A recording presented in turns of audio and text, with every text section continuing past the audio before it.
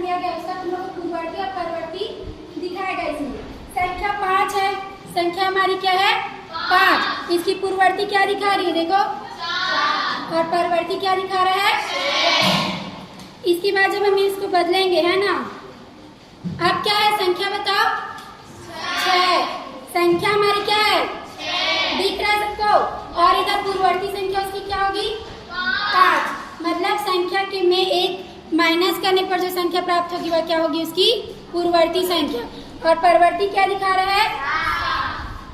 अब इसको फिर से बदलो, 7 की पूर्ववर्ती क्या होगी 6 और 7 की परवर्ती क्या होगी 8, समझ में आया सबको। 8 की पूर्ववर्ती 7 और परवर्ती 9, समझ गए ना सब। एक अंक की संख्या को कैसे पढ़ना है, 2 अंक की संख्या को कैसे पढ़ना है, 3 अंक की संख्या को कैसे पढ़ना है, 4 अंक की संख्या को कैसे पढ़ना है, उसके बारे में इसमें दिया गया है। तो हम संख्याओं को कैसे पढ़ना चालू करते हैं, दाईं ओर से बाईं ओर की ओर। कैसे पढ़ना चालू करते हैं, दाईं ओर से।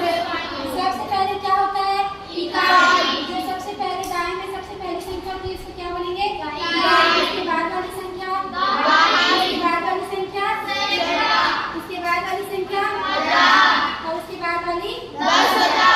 अब देखो ये जो TLM दिया गया इसमें अलग अलग संख्याओं को बदल कर हम है ना एक 4 संख्याओं के समूह को दिखाते हैं जिसको हम पढ़ना सीखते हैं है ना। इसमें सबसे पहले मैं एक संख्या ली हूँ, देखो क्या है 4 6 5 6 7, ठीक है। अब इसको हम कैसे पढ़ना चालू करेंगे, दाईं ओर से। सबसे पहले जो इकाई में है क्या है बताओ 7, उसके बाद क्या है 6 कौन से स्थान पर है दहाई के स्थान पर। अगर मैं बोल रही हूँ किसी ये वाली संख्या पढ़ना है तो इसको कैसे पढ़ोगे 7। अगर मैं बोल रही हूँ कि दहाई और इकाई को पढ़ना है तो कैसे पढ़ोगे 6 और 7 को क्या पढ़ेंगे 67, क्या पढ़ेंगे 67। जब मैं 3 अंकों को ले रही हूँ 5 6 और 7 तब क्या पढ़ेंगे इसको इकाई से पढ़ना चालू करेंगे है ना। 7 6 और 5 यहाँ से फिर इकाई दहाई सैकड़ा, मतलब ये सैकड़े में तो क्या हो जाएगा ये 567। इसके बाद जब हजार में जाते हैं ना, 4 अंकों की संख्या ले रहे हैं 6 5 6 और 7, कैसे पढ़ेंगे इसको बताओ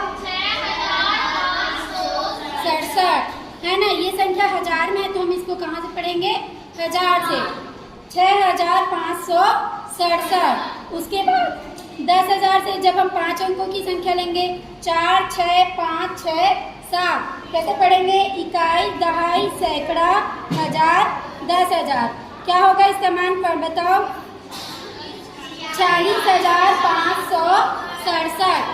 अब मैं यहाँ पे संख्याओं को बदल रही हूँ, तुम लोग एक एक करके आके इसको बताओगे कि मैंने यहाँ पे कौन सी संख्या लिखी है, ठीक है। इसको जब बदलते जाते हैं कौन आके बताएगा, चलो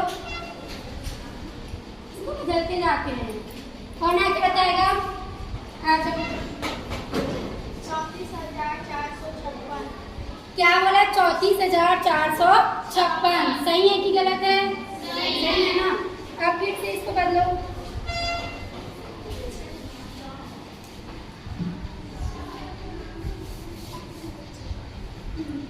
चलो क्या लिखा है बताओ 23,678, ठीक है। चलो बैठो, और उसका सही उत्तर बताए।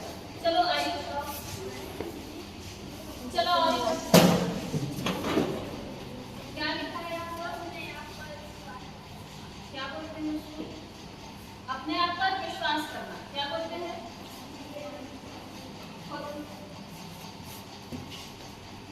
क्या लिखा है? अपने आप पर विश्वास करना, क्या कहना है?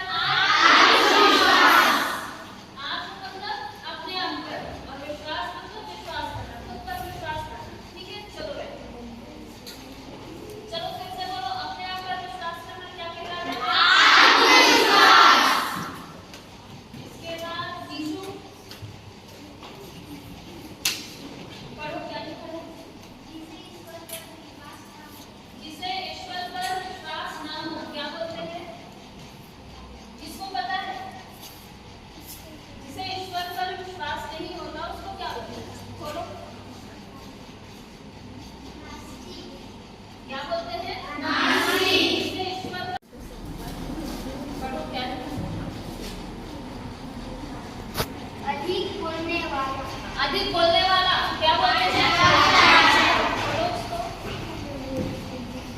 क्या बोलते हैं अधिक बोलने वाले? बैठो।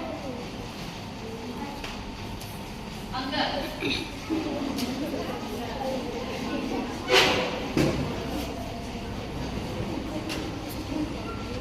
आओ।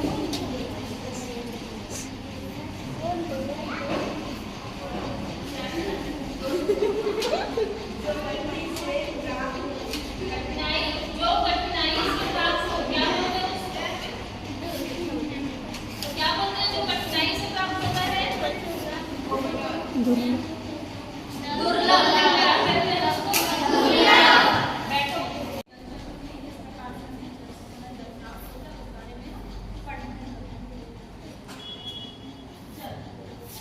किसी संग्रहित क्षेत्र में जो जल रहता है, जैसे कि बहुत अधिक मात्रा में समुद्र में रहता है जल, समुद्री क्षेत्र का जल है ना, तो समुद्री क्षेत्र में बहुत अधिक मात्रा में जल रहेगा, वो है नदियों का जल है, नदियों का जल, ये झीलों का है ना, और बर्फीला क्षेत्र या फिर पेड़ पौधे, इन सभी जगहों पर जो जल रहता है और पौधों में जो नमी रहती है, ये सभी क्या होते हैं, सूर्य के ताप की उपस्थिति में, सूर्य के ताप की उपस्थिति में गर्म होते हैं, है ना। गर्म होने के बाद में क्या होता है, इनमें से ऊष्मा निकलती है, अधिक मात्रा में जो जल रहता है वह गर्म होता गया, और पौधों की जो पत्तियां रहती हैं, पत्तियों में नमी होती है, वो भी गर्म के कारण एक ऊष्मा का त्याग करती है ना। झीलों का माध्यम जो जल है वो भी क्या, उनमें भी एक तरह का ऊष्मा निकलता है, जो वाष्प निकलता है, जो वाष्पीकरण कहते हैं, वाष्पीकरण होती है ना।